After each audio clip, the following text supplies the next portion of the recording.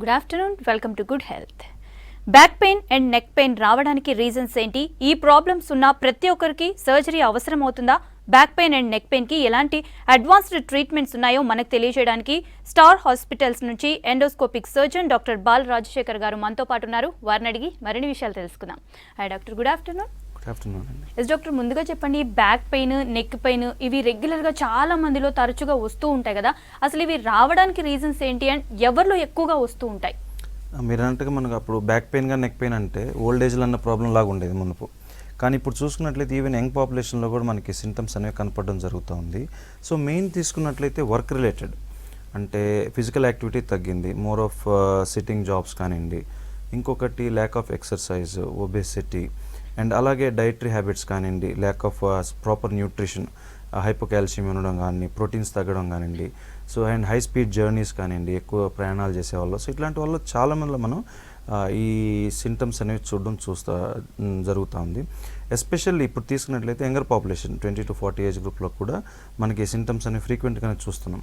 ఇంతకుముందు degenerative diseases ఎక్కువ ఉండే, అంటే ఓల్డ్ ఏజ్లో స్పైన్ అరిగిపోవడం కానీ, స్పైన్లో ఫ్రాక్చర్స్, లిస్టిస్ కానీ ఇట్లాంటివి చూసేవాళ్ళం. కానీ ఇప్పుడు throughout all the ages, even younger population, even school going కిడ్స్లో కూడా మనం బ్యాక్ పెయిన్ అనేది చూడడం జరుగుతుంది. ఎస్పెషల్లీ ఇప్పుడు చూసుకున్నట్లయితే after this lockdown and all online classes వీటి వల్ల కూడా చిన్నపిల్లలు కూడా నెక్ పెయిన్, బ్యాక్ పెయిన్ అనేది కూడా మనం చూడడం జరుగుతుంది. సో బేసికల్లీ ఇప్పుడు చూసుకున్నట్టయితే లైఫ్ స్టైల్ డిసీజ్ లాగా మనం మాట్లాడుకోవచ్చు దీన్ని. అంటే the way we sit more and without walking కానివ్వండి, వితౌట్ ఫిజికల్ యాక్టివిటీ కానివ్వండి, అండ్ స్థూలకాయం, obesity, and habits like smoking, excessive alcohol consumption. So ఇవన్నీ కూడా మనకి యంగర్ ఏజ్లో ఈ ప్రాబ్లమ్స్ రావడానికి కంట్రిబ్యూట్ చేస్తున్నాయి అనుకోవచ్చు. ఎస్ డాక్టర్, ఆల్రెడీ ఈ బ్యాక్ పెయిన్ కానీ నెక్ పెయిన్ కానీ ఉన్న వాళ్ళకు అప్పుడప్పుడు ఈ పెయిన్ ఇంక్రీజ్ అవుతూ ఉంటుంది కదా, ఇలా జరగడానికి కారణాలు ఏమై ఉంటాయంటారు? మేజర్లీ చూసుకున్నట్లయితే మోస్ట్ ఆఫ్ ద టైమ్స్ ఇవి even minor muscle related injuries కానీ, మజిల్ రిలేటెడ్ స్పాజమ్స్ కానీ ఉంటాయి ఎర్లీ స్టేజ్లో. ఎస్పెషల్లీ మనం చూసుకున్నట్లయితే ప్రొలాంగ్డ్ సిట్టింగ్ జాబ్స్ ఉండేవాళ్ళు కానివ్వండి, ప్రొలాంగ్డ్ స్టాండింగ్ జాబ్స్ ఉండేవాళ్ళు కానివ్వండి, అండ్ ప్రొలాంగ్డ్ మొబైల్ కానీ, సిస్టమ్ కానీ ఎక్కువ చూసేవాళ్ళు. సో అదే పొజిషన్లో పెట్టుకొని చూస్తూ ఉంటారు. సో వీళ్ళలో మనకి పెయిన్స్ అనేవి చూస్తూ ఉంటాం. ఎనీ అగ్రవేటింగ్ ఫ్యాక్టర్, అంటే ఫర్ ఎగ్జాంపుల్ వెయిట్ పట్టినప్పుడు చాలామంది మనం చూస్తున్నట్లయితే బ్యాక్ పెయిన్ వెయిట్ లేపుతూ ఉంటే మనకి నడుము పట్టేసిందని కానీ, లేకపోతే ప్రయాణం ఎక్కువ చేసి వచ్చినప్పుడు నడుము పట్టేసింది కానీ ఇట్లా చెప్తూ ఉంటారు. And especially system neck pains వాళ్ళు చూసుకున్నట్లయితే ఎక్కువ సిస్టమ్ వర్క్ చేసేవాళ్ళు, లేకపోతే పొరపాటున ఎక్కువ బరువు లేపడం. సో వీటన్నిటి ఫ్యాక్టర్స్ వల్ల మనం ఉన్న పెయిన్ ఎక్కువ కావడం చూస్తూ ఉంటాం అన్నమాట. సో అసలు పెయిన్ ఎందుకు వస్తూ ఉంది అనేది తెలుసుకోవడం ఇంపార్టెంట్. అంటే ఇన్హెరెంట్కి వీక్నెస్ ఉండే వాళ్ళలో ఈ ఫ్యాక్టర్స్ అనేవి ప్రెసిపిటేట్ చేస్తాయి. అంటే for example already back weak ఉంది, డిస్క్ ప్రొలాప్స్ ప్రొపెన్సిటీ ఉందనుకోండి, సో బ్యాక్ వెయిట్ లేపినప్పుడు పట్టేయడం ఇట్లాంటివి కూడా మనం చూస్తాం అనమాట. So most of the times ఇవన్నీ మజిల్ పుల్స్ కానివ్వండి, మజిల్ స్పాజమ్స్ ఉంటాయి. సో అసలు మజిల్ స్పాజమ్ ఎందుకు అవుతా ఉంది? And because of some spine insult, at maybe infection కానివ్వండి, డిస్క్ కానివ్వండి, స్ట్రెయిన్ కానివ్వండి, ఏదైనా కావచ్చు. So it reflects as severe muscle pain. So అట్లా కదలలేనటువంటి నొప్పి రావడం, బ్యాక్ పెయిన్, కదలేటువంటి నొప్పి, మెడ నొప్పి రావడం. సో ఇట్లాంటి సందర్భాలు మనం చూడడం జరుగుతూ ఉంటుంది అనమాట. డాక్టర్, ఈ ప్రాబ్లం ఫేస్ చేసే వాళ్ళకి, ఈ ప్రాబ్లంతో ఇబ్బంది పడే వాళ్ళకి కంపల్సరీ సర్జరీ అవసరము అని అంటారా? సో ఇందాక మనం అనుకున్నట్లుగా స్పైన్ అనేది ఒక సింపుల్ డిస్కో నరమో కాదు. సో దాంట్లో చాలా స్ట్రక్చర్స్ ఉంటాయి. ఒక బోన్ కవరింగ్ ఉంటుంది. స్పైనల్ కార్డ్ అనేది వెరీ స్మూత్ నర్వ్. దాన్ని ప్రొటెక్టింగ్గా మనకి వర్టిబ్రల్ కాలమ్ అనేది బోన్స్ కేజ్ ఉంటుంది. సో దాన్ని బైండ్ చేస్తూ మనకి వేరియస్ జాయింట్స్, డిస్క్స్, సో దాని సపోర్టింగ్ మజిల్స్ ఇవన్నీ ఉంటాయి. సో వేటిలో ప్రాబ్లం వచ్చినా మనకి బ్యాక్ పెయిన్ కానీ నెక్ పెయిన్ కానీ రావచ్చు. Most of the times proper nerve pain కంటే కూడా ఈ muscle related, bone related, ligament related pains ఎక్కువ ఉంటాయి. అంటే ఫర్ ఎగ్జాంపుల్ స్ట్రెయిన్ పెయిన్ కానివ్వండి, సో మజిల్ పుల్స్ పట్టేయడము, ఫిజికల్ యాక్టివిటీ చేసేవాళ్ళు, లేకపోతే ప్రొలాంగ్డ్ సిట్టింగ్ ఉండేవాళ్ళు, సో ఎట్లయినా. So most of the times ఇవి ఎలా ఉంటాయంటే కన్జర్వేటివ్ మేనేజబుల్ ఉంటాయి. So first of all important ఏంటంటే టు ఫైండ్ ద రీజన్. ఈ పెయిన్ వస్తుంది, బ్యాక్ పెయిన్ వస్తుంది, నెక్ పెయిన్ వస్తుంది అంటే ఎక్కడ ప్రాబ్లం ఉంది అనేది తెలుసుకొని దానికి టార్గెటెడ్గా ట్రీట్మెంట్ తీసుకోవాలి. రివర్స్ అవుతాం చాలాసార్లు. ఏమవుతుందంటే బ్యాక్ పెయిన్ వచ్చినప్పుడు రీజన్ కనుక్కోకుండా డాక్టర్ దగ్గరికి వెళ్తే ఎక్కడ ఏం చెప్తారు, ఏ ఇన్వెస్టిగేట్ చేపిస్తారని భయపడి ఇంప్రాపర్ ఇది తీసుకోవడం జరుగుతుంది. అంటే ఇంప్రాపర్ మసాజెస్ కానీ, ఇంప్రాపర్ ట్రీట్మెంట్స్ కానీ, ఇంప్రాపర్ ట్రాక్షన్స్, వెయిట్స్ ఇవన్నీ ఏదో పెట్టించుకుంటారు అండ్ అగ్రవేట్ అయిపోయి వస్తారు. So that should not be the reason. So pain వస్తుంది, సివియర్గా ఉంది, మనకి డెబిలిటేటింగ్ ఉంది, అంటే వర్క్ చేసుకోలేకపోతున్నాము, ఇట్లా పరిస్థితి ఉన్నప్పుడు జస్ట్ ఇన్వెస్టిగేట్ చేయించుకొని ఎక్కడ ప్రాబ్లం ఉంది కనుక్కోవడం వెరీ ఇంపార్టెంట్. దాన్ని బట్టి మనకి ట్రీట్మెంట్, అంటే not necessary surgery. Even medicines ఇవ్వాలన్నా, ఎక్సర్సైజ్ ఇవ్వాలన్నా, ఎక్సర్సైజ్ చేయాలన్నా ఎప్పుడు చేయాలి, ఏ విధమైన ఎక్సర్సైజ్ చేయాలి, సో ఏ విధంగా మన లైఫ్ స్టైల్ మాడిఫై చేసుకోవాలనేది కారణం తెలిస్తే కానీ మనం చేయలేం. So most of the times ఏమవుతుందంటే చాలామంది భయపడి మసాజులు కానీ అట్లా ఇట్లా వెళ్తూ ఉంటారు.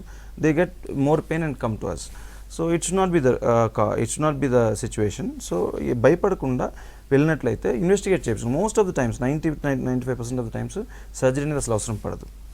డాక్టర్, అయితే ఈ నెక్ పెయిన్కి కానీ బ్యాక్ పెయిన్కి కానీ ఇప్పుడు అడ్వాన్స్డ్ సర్జరీ ఆప్షన్స్ ఏమున్నాయి, సర్జికల్ ఆప్షన్స్? ఇందాక మనం అనుకున్నట్లుగా సర్జరీ అనేది వెరీ ఫ్యూ మెంబర్స్లో అవసరం అవుతుంది. సో అసలు సర్జరీ అనేది దేనికి చేస్తాం అంటే ఇందాక చెప్పాను, మనకు వర్టిబుల్ కాలం ఉంటుంది, డిస్క్స్ ఉంటాయి. సో ఇవి బయటకు వచ్చి ప్రొలాప్స్డ్ ఇంటర్వర్టిబుల్ డిస్క్ అంటాం. అది బయటకు వచ్చి పక్కన పోయి నరాన్ని ప్రెస్ చేస్తున్నప్పుడు ఆ ప్రెషర్ సివియర్గా ఉందనుకున్నప్పుడు సో అట్లాంటి సిచ్యువేషన్లో సర్జరీస్ చేయడం, లేకపోతే ఇన్ఫెక్షన్ ఉన్నప్పుడు సర్జరీస్ చేయడము, అండ్ స్పైన్ ఫ్రాక్చర్స్ లాగా ఉంటాయి, స్పాండిలోలిస్థెసిస్ కానీ స్పాండిలోలైసిస్ కానీ ఆర్ ట్రామాటిక్ ఫ్రాక్చర్స్ కానీ.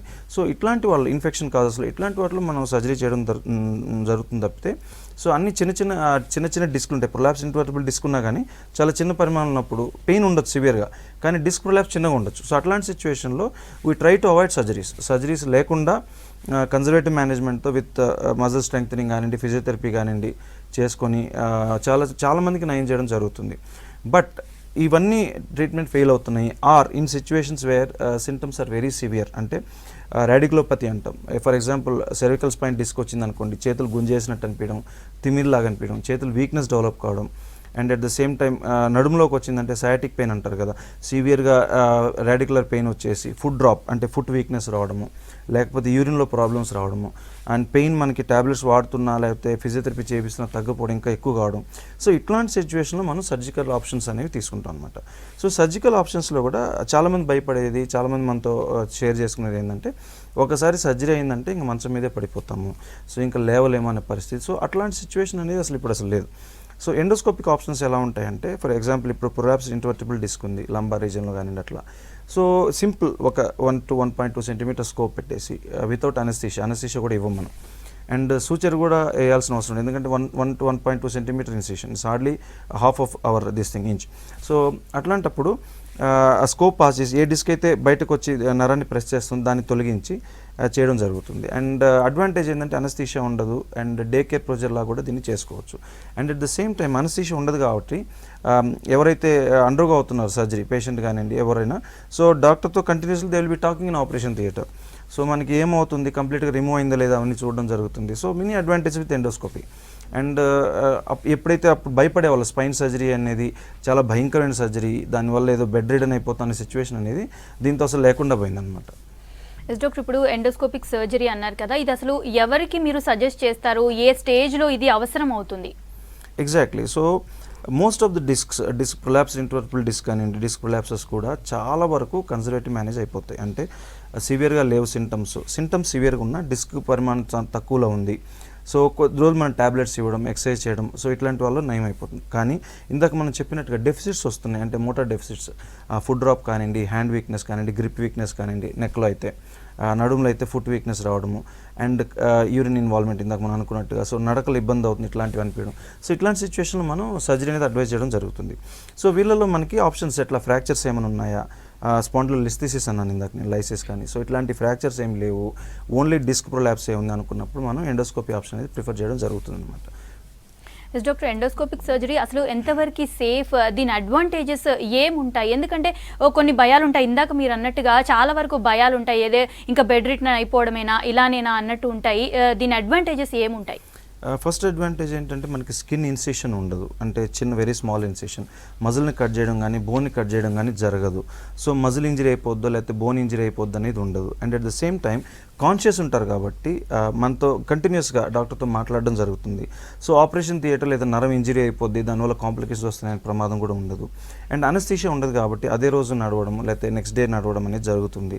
So early return to office work కానివ్వండి, early return to work, and infection risk అనేది చాలా వరకు తగ్గిపోతుంది, బ్లీడింగ్ రిస్క్ ఉండదు. సో ఇవన్నీ చూసుకున్నట్టయితే చాలా అడ్వాంటేజెస్ ప్రొసీజర్తో, బికాజ్ విత్ మినిమల్ ఇన్వేజన్, అంటే మనం ఏమి టిష్యూస్ని నార్మల్గా మనకు బాడీలో ఉండే టిష్యూస్ని ఏమి మనం ఎక్కువ కలిపెట్టకుండా డైరెక్ట్గా ఆ స్కోప్ అనేది పాస్ చేసి ఆ డిస్క్ తీసి వచ్చేయడం జరుగుతుందన్నమాట.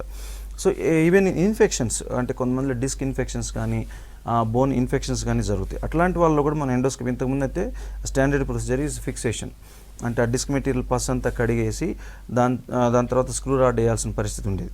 ఇప్పుడు అది కాకుండా ఎండోస్కోపీ తీసుకున్నట్లయితే మినిమల్గా ఆ స్కోప్ పాస్ చేసి సెలైన్తో బాగా ఇరిగేట్ చేసేసి ఆ కల్చర్ మెటీరియల్ ఏదైతే పస్ అయితే ఉందో దాన్ని కల్చర్కి పంపించినట్లయితే మనం ఆ స్క్రూ రాడ్ వేయడం అనే దాన్ని పర్మనెంట్గా కూడా అవాయిడ్ చేయొచ్చు.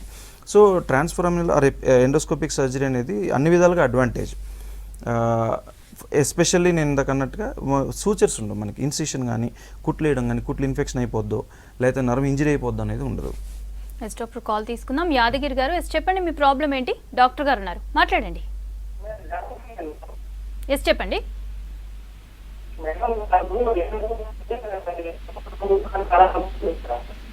ఎస్ మళ్ళీ ఒకసారి చెప్పండి, వాయిస్ క్లియర్గా లేదు.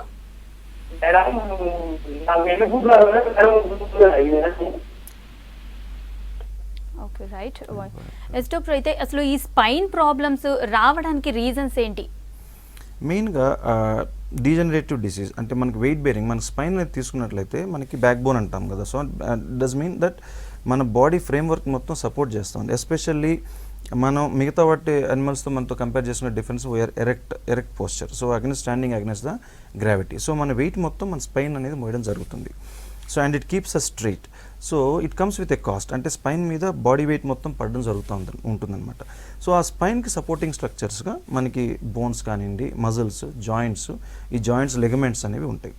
సో ఈ వేరియస్ రీజన్స్ వల్ల ఈ బోన్స్ మధ్యలో షాక్ అబ్జార్బర్స్ లాగా ఈ డిస్క్స్ ఉంటాయి, soft gel like structures. So ఏ రీజన్ వల్ల కానివ్వండి ఆ డిస్క్ మీద ఎక్కువ ప్రెషర్ పడుతుంది, మెనీ రీజన్స్. ఆర్ డిస్క్ ఆ ఎలాస్టిక్ క్వాలిటీ కోల్పోతుంది, అంటే డిహైడ్రేట్ అవుతుంది డిస్క్ కానివ్వండి. సో ఈ రీజన్స్ వల్ల మనకి ప్రాబ్లమ్స్ అనేవి స్టార్ట్ అవుతాయి. ఫర్ ఎగ్జాంపుల్ కొన్ని విటమిన్ డెఫిషియన్సీస్లో కానివ్వండి, ఓవర్ వెయిట్లో కానివ్వండి, or excessive alcohol or smoking వల్ల, so leading to malnutrition, ఆ బోన్ స్ట్రెంగ్త్ లేకపోవడం వల్ల వెయిట్ అనేది ఎక్కువ డిస్క్ మీద ట్రాన్స్మిట్ అవ్వడం. And at the same time disc qualities తగ్గిపోవడం వల్ల సో ఆ బ్రిటిల్నెస్ అనేది వచ్చి ఆ డిస్క్ ప్రొలాప్స్ అనేది రావడం జరుగుతుంది. ఆ డిస్క్ ప్రొలాప్స్ వచ్చినప్పుడు it keeps on pressing the nerves అనమాట. ఆ నర్వ్స్ని ప్రెస్ చేయడం వల్ల మనకి సింటమ్స్ అనేది వస్తూ ఉంటాయి. సో ఈ వీక్నెస్కి ఎందుకు రీజన్స్ అంటే ఎందుకు ఈ మధ్య పెరుగుతున్నాయి అంటే ఇందాక మనం డిస్కస్ చేసుకున్న ఫ్యాక్టర్స్ అంటే ఇంప్రాపర్ న్యూట్రిషన్, అంటే వైటమిన్ డెఫిషియన్సీ కానివ్వండి, ప్రోటీన్ డెఫిషియన్సీ కానివ్వండి, excessive consumption of junk food materials without it is also మ్యాల్ nutrition. అంతకుముందు మ్యాల్ న్యూట్రిషన్ అంటే మనకి ఆకలి తీరకపోవడం మ్యాల్ న్యూట్రిషన్. ఇప్పుడు ఒబిసిటీ కూడా malnutrition. Because though you are obese and over weight you don't have the nutrients which you require. అంటే అనవసరమైన ఎక్కువ ఉంటున్నాయి, అవసరమైన తక్కువ ఉంటున్నాయి. సో వీళ్ళలో కూడా మనకి బోన్ డెఫిషియన్సీ, ఆస్టియోపోరోసిస్ కానీ ఈ బోన్ డెఫిషియన్సీ కానీ చూడడం జరుగుతుంది. సో మెయిన్గా ఈ లైఫ్ స్టైల్ అనమాట. And lack of physical strength, muscle strength లేకపోవడం, ల్యాక్ ఆఫ్ ఎక్సర్సైజ్. ఈవెన్ ఈ స్మాల్ కిడ్స్ కూడా మనం చూసినట్లయితే మోస్ట్ ఆఫ్ ద టైం వాళ్ళు ఎట్లా వీడియో గేమ్స్ ముందు లేకపోతే ఆన్లైన్ ముందు స్పెండ్ చేస్తున్నారు తప్పితే ఫిజికల్ స్పోర్ట్స్ అనేవి లేవు. సో వాళ్ళకి ఫస్ట్ మనకి ఎప్పుడైనా కానీ బోన్ గ్రోత్ కానీ మజిల్ గ్రోత్ కానీ వెరీ స్మాల్ ఏజ్ నుంచే స్టార్ట్ అవుతుంది. సో చిన్నప్పటి నుంచే మనకి బేసికల్లీ ఈ ఫిజికల్ యాక్టివిటీ లేకపోవడం, ప్రాపర్ ఇప్పుడు పిల్లలు చూసినట్లయితే వాళ్ళు కూడా junk foods and lack of proper nutrition. So వీటి వల్ల ఏంటంటే అసలు మజిల్ కానీ బోన్ ఫ్రేమ్వర్కే రాంగ్గా ఫామ్ అవుతుంది, సో వీక్గా ఫామ్ అవుతుంది. So with increasing age and with increasing weight, so దీని మీద ఎక్కువ వెయిట్ పడ్డము, సో ఈ ఫెయిల్యూర్ అనేది జరగడం జరుగుతుంది అనమాట. ఎస్ డాక్టర్, కాల్ తీసుకుందాం. కృష్ణబాబు గారు, ఎస్ చెప్పండి మీ ప్రాబ్లం ఏంటి? డాక్టర్ గారు ఉన్నారు, మాట్లాడండి. నమస్తే సార్. నమస్కారం అండి కృష్ణబాబు గారు, చెప్పండి. నేను 10 సంవత్సరాల కింద ఇలాగే నడుపు పోయినట్టే డిస్క్ ప్రాబ్లం అన్నారు. డాక్టర్ గారు చూపిస్తున్నానండి, డిస్క్ ప్రాబ్లం వచ్చింది. స్కానింగ్ తీస్తే డిస్క్ జరిగి నరాన్ని నొక్కుతున్నారు, కాలు బండమారిపోవటం అలా జరిగింది. ఇప్పుడు కొన్నాళ్ళు మెడిసిన్ తీసుకుంటే తగ్గించారు. ఇప్పుడు మళ్ళీ రీసెంట్ గా బిళ్ళలు మానేశాను. 2 సంవత్సరాలు పెట్టి 10 నిమిషాల కాడ నడవలేకపోతున్నాను సార్. మళ్ళీ దీనికి మెడిసిన్ తగ్గిపోద్దా, ఆపరేషన్ పడాల్సి వస్తుందని అనుమానం ఉంది సార్. దానికి ఏమైనా సలహా చెప్తారని ఫోన్ చేసామండి. కృష్ణబాబు గారు చెప్పినట్టుగా ట్యాబ్లెట్స్ యూజ్ చేశారు. ట్యాబ్లెట్స్ యూజ్ చేసిన తర్వాత పెయిన్ అనేది తగ్గింది.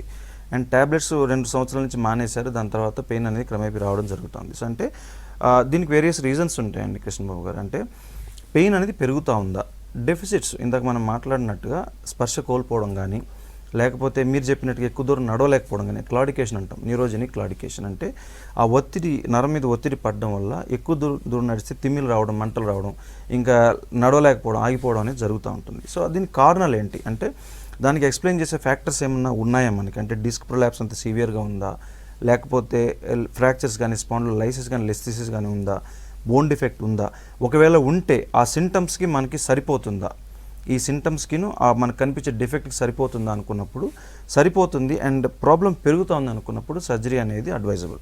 ఆర్ అదర్వైజ్ మనం ఓన్లీ ట్యాబ్లెట్సే కాకుండా చాలామంది చేసే మిస్టేక్ ఏంటి అంటే ఇది కూడా జ్వరంలాగా అనుకుంటారు, అంటే జ్వరం పోయాము ట్యాబ్లెట్ తీసుకున్న జ్వరం తగ్గిపోయింది, so back pain neck pain కూడా అలాగే అనుకుంటారు. No, that's not correct. So ట్యాబ్లెట్స్తో పాటు రీహాబిలిటేషన్, అంటే మనం ఫిజికల్ యాక్టివిటీ చేస్తున్నామా, ఎక్సర్సైజ్ చేస్తున్నామా లేదా, ఎక్సర్సైజ్ చేసినప్పటికీ ట్యాబ్లెట్స్ తిన్నప్పటికీ మనకి పెయిన్ కంటిన్యూ అవుతా ఉంది అంటే then we have to go to next step, అంటే ఇంజెక్షన్స్ కానివ్వండి లేకపోతే సర్జరీస్ కానీ అనేది అడ్వైజబుల్గా ఉంటాయి అన్నమాట.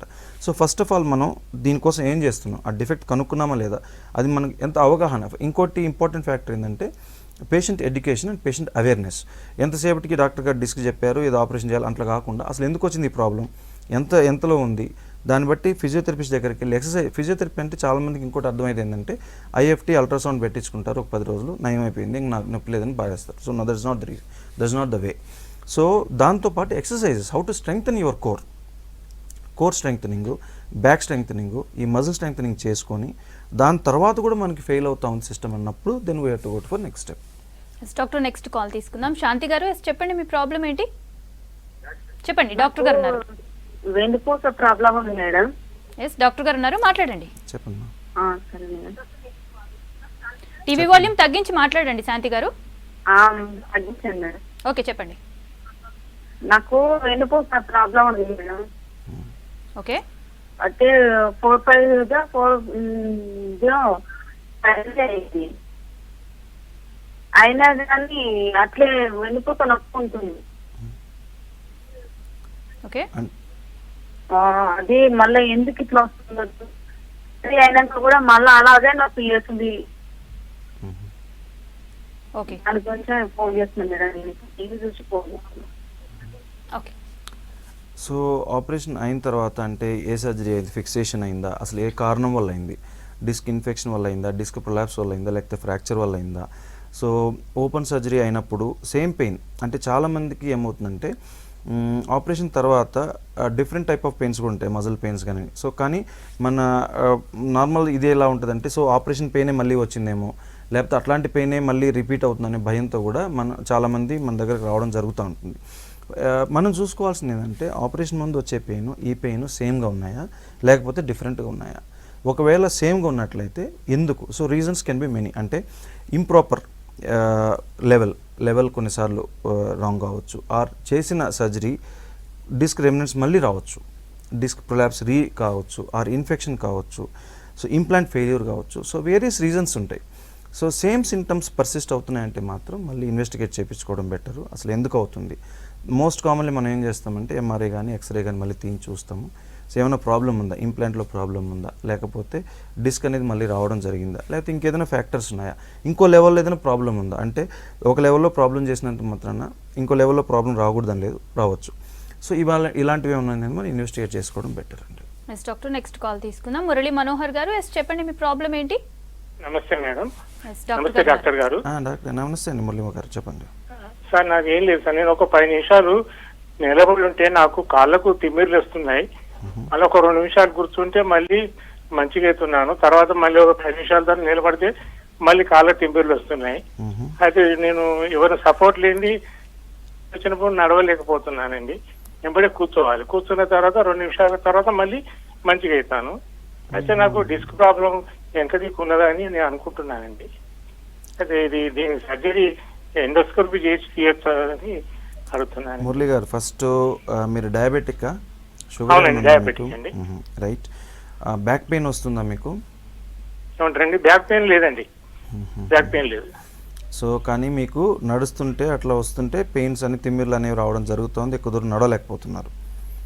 అంటే కొంచెం 10 నిమిషాలు నిలబడదు అనుకోండి, నిలబడిన తర్వాత ఆటోమేటిక్ గా నాకు మన తిమ్మిర్లు వస్తున్నాయి. Right right right. స్మోకింగ్ లాంటిది ఏమైనా హ్యాబిట్ ఉందండి? నాకు స్మోకింగ్ లేదు, డ్రింకింగ్ లేదండి. అయితే నాకు సార్ నాకు నాన్ హార్జికిన్ లింఫోమా కీమోథెరపీ అయిందండి 2008 లోపల. Right right right right. Okay. So symptoms అయితే neurogenic claudication or claudication symptoms వస్తున్నాయి, కానీ బ్యాక్ పెయిన్ సిగ్నిఫికెంట్గా లేకపోయినా కొంతమందిలో నరం లాగడం, తిమ్మిలు రావడం అనేది జరుగుతూ ఉంటుంది. Especially post chemotherapy background and diabetic background ఉన్నప్పుడు ఫస్ట్ ఆఫ్ ఆల్ నర్వ్స్లోనే ప్రాబ్లం ఉందని తెలుసుకోవడం ఇంపార్టెంట్. న్యూరోపతిక్ పెయిన్స్ కూడా కొన్నిసార్లు ఇట్లాగనే మనకి మేనిఫెస్ట్ అవుతూ ఉంటాయి. సో ఫస్ట్ ఆఫ్ ఆల్ మీరు ఫిక్స్ అయిపోకుండా నాకు డిస్క్ ఉందో లేకపోతే సర్జరీ అవసరం అవుతుందని ఫిక్స్ అయిపోకుండా భయపడకుండా ఫస్ట్ ఇన్వెస్టిగేట్ చేయించుకోండి. నెర్వ్ కండక్షన్స్ కానివ్వండి, ఎంఆర్ఐ కానీ తెప్పించుకున్నట్లయితే మనకి అసలు కంప్రెషన్ ఉందా లేకపోతే స్వతహాగా నరాల్లోనే ప్రాబ్లం ఉందా. నరాల్లో ప్రాబ్లం ఉన్నట్లయితే సర్జరీ అనేది అవసరం పడదు కదండి, సర్జరీ చేసుకున్నా మీకు ఉపయోగం ఉండదు. అట్లా కాకుండా మీకు డిస్క్ వల్ల కానీ దీనివల్ల కానీ కంప్రెషన్ అయ్యి నర్వ్ సింటమ్స్ వస్తున్నాయి అంటే అప్పుడు ఆపరేషన్ చేయించుకుంటే బెనిఫిట్ ఉంటుంది తప్పితే అసలు మీరు ఇన్వెస్టిగేట్ చేయించుకోకుండా నాకు ఆపరేషన్ అవసరం పడుద్దేమో, అది అయిపోద్దేమో, ఇది అయిపోద్ది అని భయపడకండి మురళి గారు.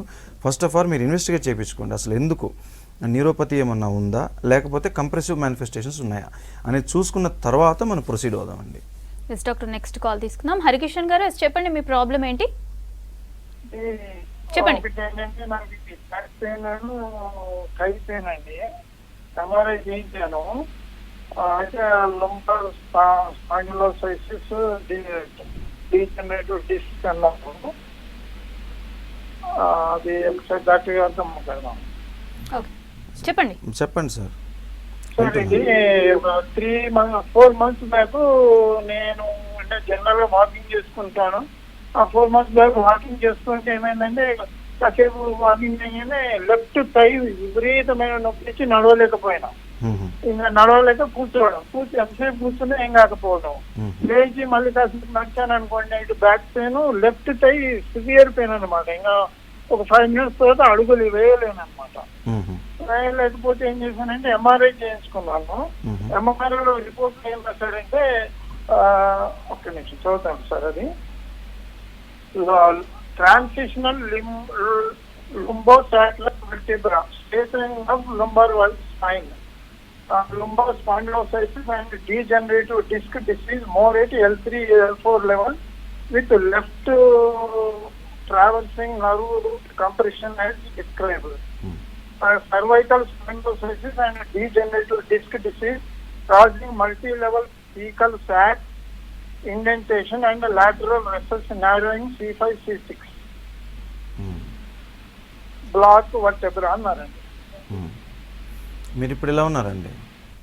ఇప్పుడు ఒక 3 weeks నుండి ఆర్థోపెడిక్ డాక్టర్ టాబ్లెట్స్ ఇచ్చారు, దాంతో కొంచెం పెయిన్ తగ్గింది.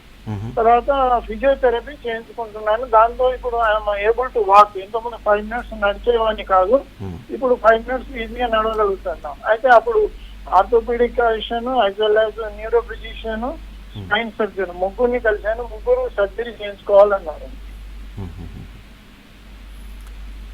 సో ఎగ్జాక్ట్లీ మనకి without films, without physical examination comment చేయడం సబబు కాదండి. I can't comment. But symptoms అయితే మీకు లెవెల్ ఆఫ్ డిస్క్కి, మీకు వచ్చిన సింటమ్స్కి సరిపోతూ ఉంది. బట్ డిస్క్ అనేది చాలా సివియర్గా లేదు అంటే కంప్రెషన్ సింటమ్స్ ఇంప్రూవ్ అవుతున్నాయి. మీరు మీ ప్రకారమే మీరు with after physiotherapy, after medication you are able to walk and continue. Danger signs అనేది మనకి ఇందాక మాట్లాడుకున్నట్టుగా మోటార్ వీక్నెస్ అంటే మజిల్ వీక్నెస్ రావడం కానివ్వండి, పెయిన్ అసలు తగ్గట్లేదు, ఎక్కువ అవుతుంది అనిపించిన, ఆర్ యూరినరీ ప్రాబ్లం అవుతూ ఉంది, యూరిన్ ఇన్కాంటినెన్స్ అంటే యూరిన్ ఆపుకోలేకపోతున్నాము, లేకపోతే యూరిన్ రావట్లేదు. సో ఇట్లాంటి సిచ్యువేషన్లో మనకి సర్జరీ కంపల్సరీ అండ్ ఇమీడియట్గా చేయాల్సిన అవసరం పడుతుంది. అలా కాకుండా మనకి పెయిన్ ఇంప్రూవ్ అవుతూ ఉంది అండ్ డిస్క్ మరీ సివియర్గా లేదు, థీకల్ సాక్ కంప్రెషన్ మరీ సివియర్గా లేదు అనుకున్నప్పుడు, ఇంప్రూవ్ అవుతున్నప్పుడు you can continue with medication and physiotherapy అండి. But it's not a full proof advise from my side. ఎందుకంటే there are many things which go in to this thing. అంటే ఒక సర్జికల్ డెసిషన్ కానీ నాన్ సర్జికల్ డెసిషన్ కానీ తీసుకోవడానికి చాలా చూస్తామనంటే clinical symptoms ఎలా ఉన్నాయి, రూట్కి సరిపోతుందా లేదా, ఆ డిస్క్ సైజ్ ఎలా ఉంది, అది అసలు పెరుగుతుందా లేదా, పెరిగేలాగుందా ఆ డిస్క్ క్యారెక్టర్, అండ్ కంప్రెషన్ ఎలా ఉంది, సివియర్గా ఉందా లేదా. సో ఇవన్నీ చూసి చాలా ఫ్యాక్టర్స్ చూసి డిసైడ్ చేయడం అనేది జరుగుతుంది. బట్ మీరు చెప్పిన దాన్ని బట్టి, నేను విన్న దాన్ని బట్టి అయితే if you are improving you can you can go on with conservative management. Any pain ఎక్కువ అవుతుంది అనుకున్నప్పుడు మాత్రం ఇమీడియట్గా సర్జరీ చేయించుకుంటే బెటర్. బట్ మీరు ఎవరైతే ఫాలోఅప్లో ఉన్నారో ఒకసారి అంటే మీ పెయిన్ చూసి ఇనీషియల్లీ మీ పెయిన్ ఇంటెన్సిటీ చూసి మీ డిస్క్ ప్రొలాప్స్ చూసి సర్జరీ అని చెప్పుండొచ్చు. మరి ఇప్పుడు మీ ఫాలోఅప్లో వెళ్ళారంటే మీకు అడ్వైస్ మారచ్చు. Okay, thank you doctor. ఇది ఇవాల్టి good health. Stay tune to V6 news.